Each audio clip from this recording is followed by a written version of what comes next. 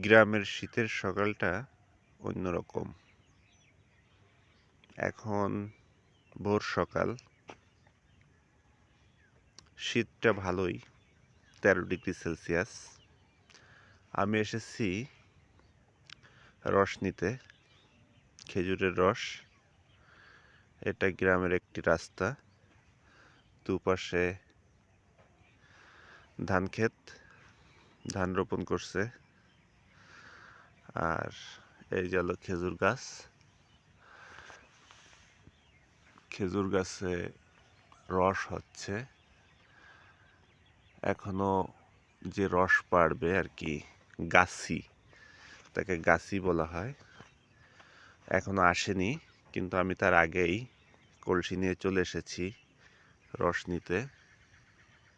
বর্তমানে আছে কোয়ানে ভাই?